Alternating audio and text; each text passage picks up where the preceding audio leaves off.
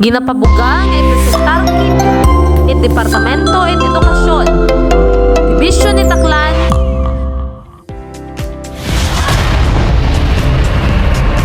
Distrito it Numancia, Kaibahan, Banwa Integrated School. Ro istorya, Ngipon ni Bonnie. Mayad ay nadlaw mga unga. Gusto niyo ba nga makabatiit man namin nga istorya?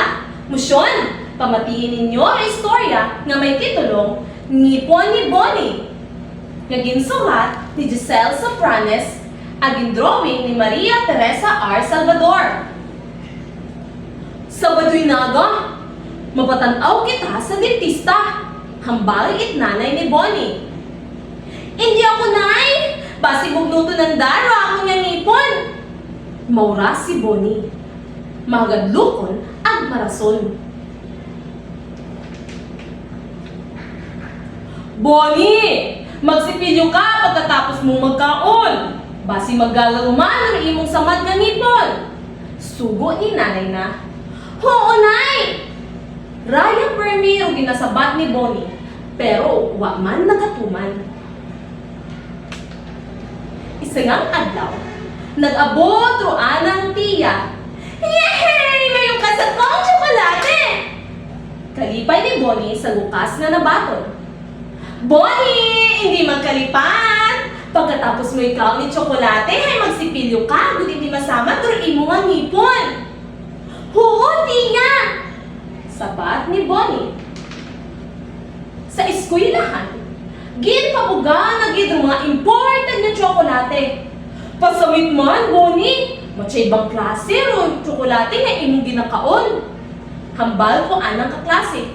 Sangkiri man lang ra, pasamit yan ha! Reklamo ni Bonnie. Pag-abot sa balay, pinaspasan na ikaon do tsokolate samtang nagapamantaw itelebisyon. Sige roan ang usap, hasta nakatulog ganimaw.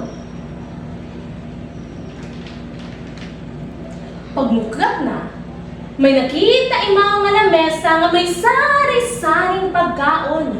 Manami at matamis. Ubusin ko ra, wa manit na gitanaw. Halos na ubos na ro mga pagkaon. Batsyag na ro kabusgon, hasta naglagar ang ngipon. Angan-angan, nagsinakit itudoro ang ngipon, ag nataktak-tatlo sa printe. Hinadlukan si Bonnie, no alpagit ro sa idagom. Inay, nagluhog ra ako ni ngipon. May una pag-imaw nga nakita sa sugod at sa mga ngipon. Nagtungaro uwot sa ana nagabot. Inay! Inay! Taban! May uwot ra akong ngipon!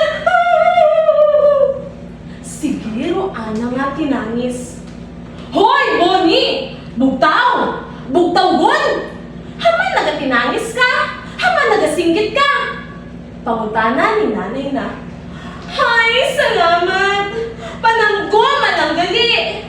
Kaladlok ang damgo! Masadyang mahambal ni Bonnie. Umpisa makaron, hindi yun ako magtinamad. Permi yun ako magsipilyo pagkatapos magkaon.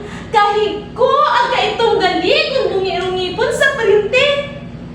Agahon pa, nagpahaong si Bonnie. Nay, mapatanaw na ko sa dentista. Palimpyuhan ko, ro ako nangipon. Agri karon nagtapos ro ato niya istorya. Nga ni mga unga, ano dapat ro ato niya obrahon? Hindi magkaon ni tabo nga mga matamis, ag pero ni nga magsipilyo it ngipon, agod nga hindi masama ro ato niya ngipon. Sa masunod yuman!